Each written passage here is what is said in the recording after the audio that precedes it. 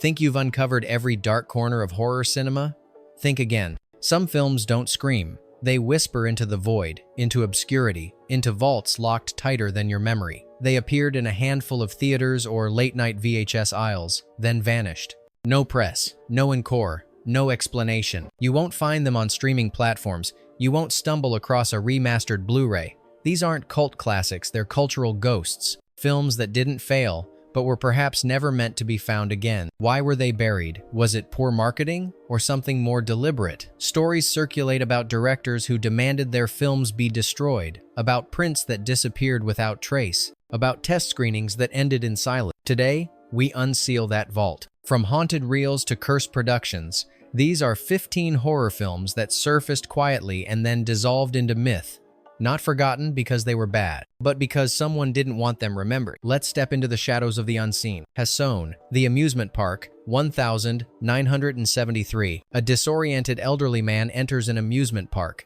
He expects joy. He finds horror. Commissioned by the Lutheran Service Society as an educational film about elder abuse, the amusement park was never intended to terrify. But in the hands of George A. Romero, it became something else entirely. A descent into societal cruelty disguised as family fun. Shot in broad daylight among real park-goers, the film's bright palette only amplifies the dread. Seniors are ignored, mocked, shoved, priced out, and finally consumed by bureaucracy, by time, by us. The camera never blinks. The screams are always just out of frame. After one internal screening, the project was shelved. Too disturbing, too real. It wouldn't be seen again for nearly 50 years. This is not metaphorical horror. This is us. This is now. This is what happens when we mistake empathy for weakness and pretend the carousel never ends. #2. The Astrologer, 1975. Not to be confused with the cult sci-fi of the same name, this astrologer is harder to find and far stranger. A government psychic begins investigating a series of murders tied to celestial alignments. What he uncovers is a web of occult power, CIA interference, and a truth written in the stars, one that stares back. The Astrologer is disorienting by design. Scenes bleed into each other. Dialogue repeats like mantras. Editing shifts time, perspective, and meaning deliberately. Some claim it was re-edited after its limited release due to viewer confusion. Others say the film was never meant to be linear or human. The sound mix is uneven, the colors oversaturated, the plot barely coherent, and yet it feels like prophecy, like a film made by something using cinema as a transmission device. It was released quietly, then vanished. Almost no reviews, no home video, only whispers, and the rumor that the stars in the opening sequence were real celestial events, ones tied to deaths. This isn't a movie, it's a signal. #3. The Child, 1977. She's small, she's quiet, and she speaks to the dead. In the outskirts of 1942nd, California, a nanny takes a job watching over an eerie young girl. The girl's mother has died. The girl's father is distant. And some things are crawling in from the woods at night. The child unfolds in a haze of grain and shadow. The performances are stiff, almost stagey, but that's what makes it worse. Everyone feels like they're trapped in someone else's dream, moving on cue, saying lines they didn't choose. And the girl, she never breaks character. The horror isn't loud. It's slow, shambling, inevitable. Dead things move strangely, eyes glow in the dark, and the girl smiles like she knows she won't have to lift a finger to hurt you. Released under various titles, poorly marketed, The Child never found a home. Perhaps it was too quiet, or perhaps it showed us something we weren't ready to name. That innocence, when cracked, becomes the most terrifying mask of all. #4. The Passing, 1983. Two elderly men volunteer for a radical life extension experiment. But instead of youth, they find memory fractures, body horror, and the disturbing realization that their pasts are not entirely their own. The Passing is not your typical horror film. It's quiet, meditative, shot over years on a shoestring budget. It blends sci-fi, mortality, and the uncanny with a restraint that feels almost sacred. There are no monsters, only men losing themselves. The tone is funereal, lighting is stark, sometimes institutional. Flashbacks bleed into hallucinations. Dreams decay into confessionals. When the experiment begins, it doesn't feel like progress. It feels like a slow, surgical erasure of identity. It's a horror of disappearance, of self, of memory, of purpose. What if the thing you tried to escape by cheating death was already inside you? The passing played once, briefly, in a few underground circuits. Then it was gone. Even its digital restorations feel haunted, like the image never wants to fully render. Some films vanish. This one feels like it's vanishing as you watch. #5. Premonition, 1972. A college student begins having vivid visions of death, his own, and others. The problem? The visions aren't warnings, they're invitations. Premonition unfolds like an open wound. Barely explained, utterly bleak. It deals not in exposition but in sensation, how dread builds inside the body, how fate can feel like déjà vu, how horror is sometimes just knowing. It moves slowly, like something stalking you in a mirror. The acting is raw, unrefined, intentionally so. You're not watching characters. You're watching people fall apart under a force that offers no reason, no escape, and no climax. Cinematography is washed in earthy browns and bruised blues, each frame like a Polaroid pulled from a fire. Sound design favors droning winds, sudden silences, and low, animalistic breathing often before anything actually happens. Premonition barely registered upon release. Its reels were shuffled, renamed, misfiled. For years, collectors argued whether it ever truly existed. But every now and then, someone finds a tape, and they all say the same thing. It felt personal. #6. Lamora, A Child's Tale of the Supernatural, 1973. She's young, devout, and alone. Her father, a gangster-turned-monster, disappeared into the woods. Now she follows, deeper into a southern Gothic nightmare where nothing is innocent, least of all, her. Lamora feels like a fevered fairy tale gone septic. Fog-choked roads, candlelit cathedrals, pale women with fangs that barely smile. The entire film pulses with a sickly stillness, as if God turned his gaze away and something else looked in. It's a vampire story, but never straightforward. Time melts, dialogue echoes. Lamora the figure, the presence offers protection and perversion in equal measure. The child becomes the hunted, then the chosen, then something else entirely. Lamora was shelved upon release, deemed blasphemous and too immoral for distribution. Only in bootleg circles did it find breath again. Watching it feels like unlocking a diary that should have stayed buried. This isn't just a lost film.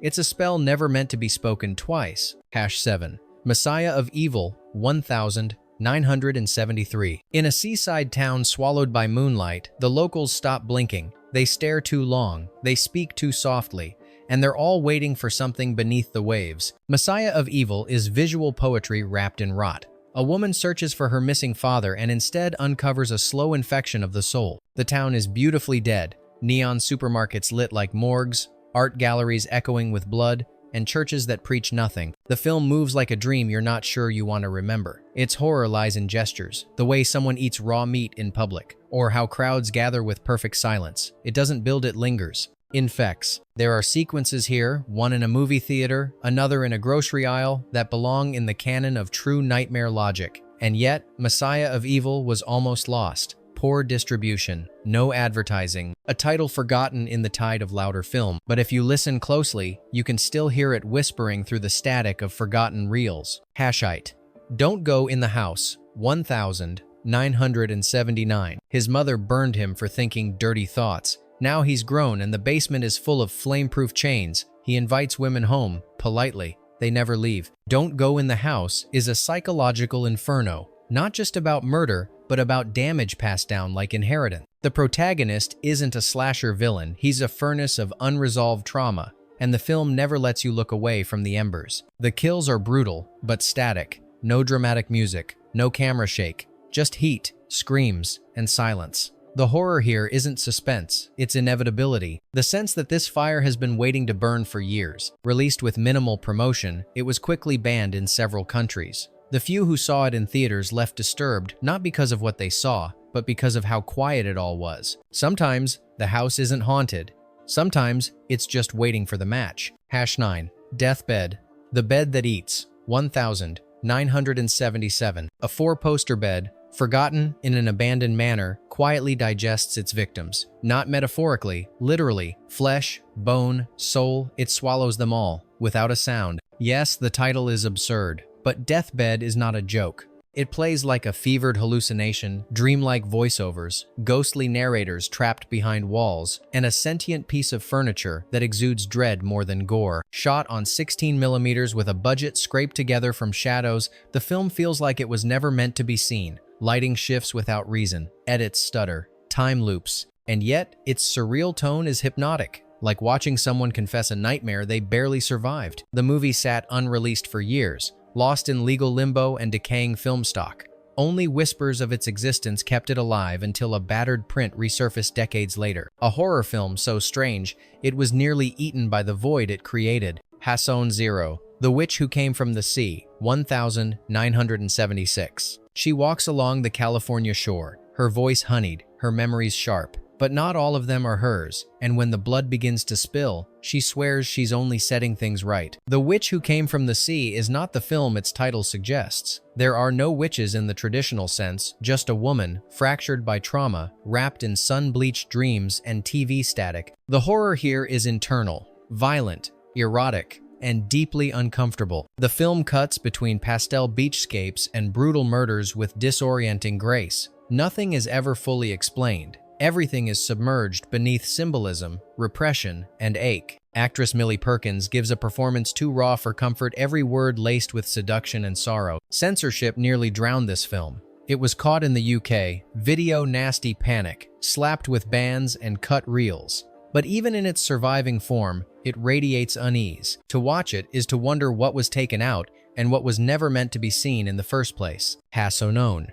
Dark August, 1976. After a tragic accident on a rural Vermont road, a man becomes the target of a curse. But the curse isn't theatrical, it's slow, creeping. It waits inside the trees, behind his reflection, inside his skin. Dark August thrives on atmosphere.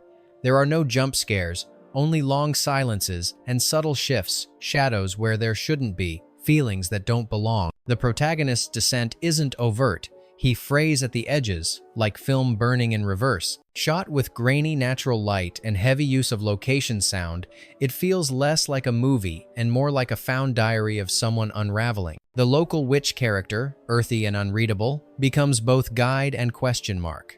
She offers help, but never comfort. It's a film that resists interpretation. Viewers argue whether the curse is even real. But those who've seen it describe a feeling that stays after the credits, like walking into a fog and realizing something walked out with you. Dark August was released quietly, then sank even quieter. No remaster, no restoration. Maybe that's for the best. Hassone 2, The Evil, 1978. A decaying mansion perched on a New Mexico hillside. An underground vault sealed for decades. When a group of psychologists breaks it open, something that was waiting is now free. The Evil begins like a haunted house procedural but quickly descends into madness. The architecture groans with history, stone corridors, wrought iron doors, air that seems to thicken with every step. A sulfuric presence stalks the guests, not as a specter, but as force.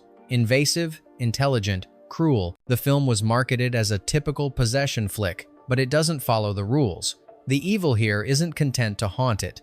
Plays, tempts, mocks. Characters aren't merely victims. They're drawn into something ritualistic, as if the house itself demands roles be played out again and again. For all its low-budget constraints, The Evil captures a kind of existential terror, an abyss that talks back. The kind of horror that asks, if evil is a place, what happens when you unlock its door? The film aired on TV a handful of times, and then stopped.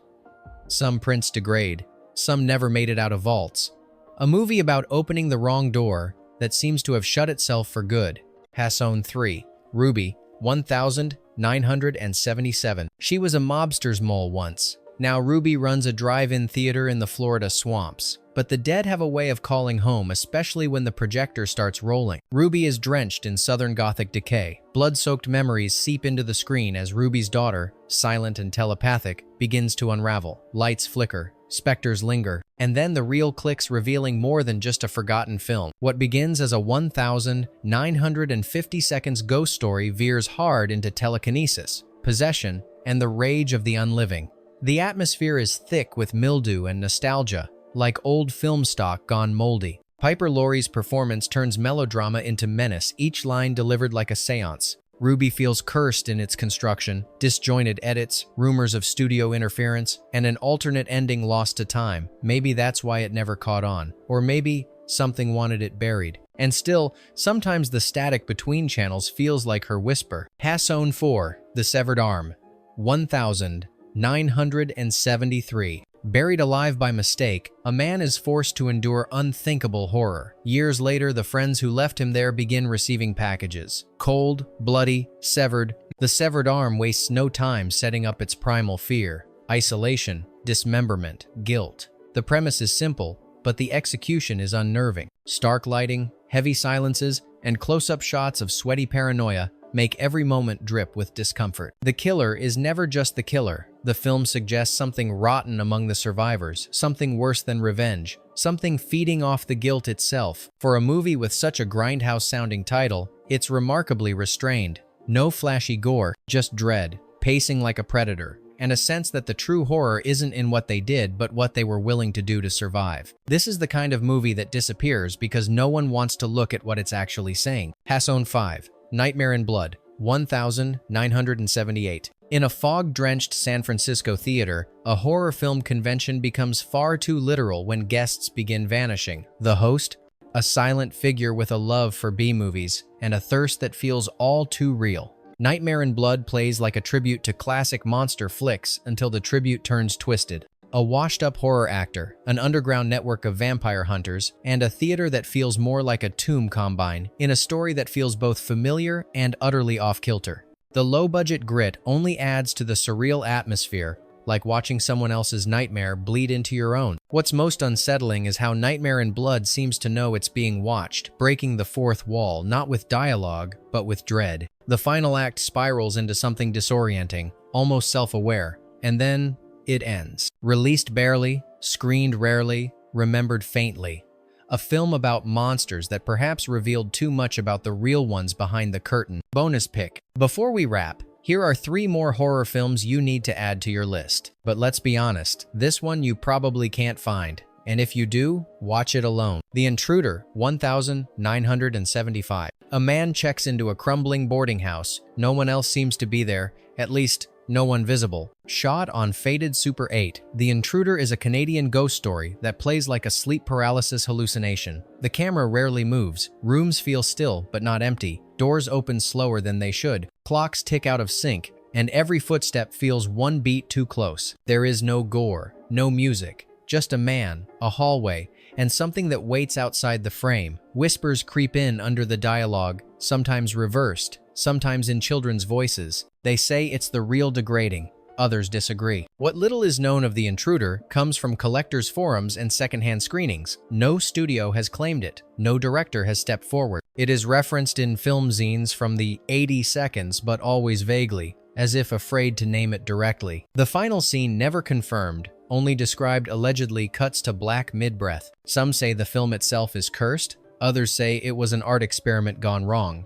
But those who've seen it agree on one thing: it's not about what's in the house. It's about what watches you when you leave. If you're drawn to the shadows where stories fade, reels rot, and whispers replace memories, then you've found the right place. There are more films like these, forgotten, hidden, or perhaps buried for a reason. We'll keep digging, and if you're still watching, maybe you will too.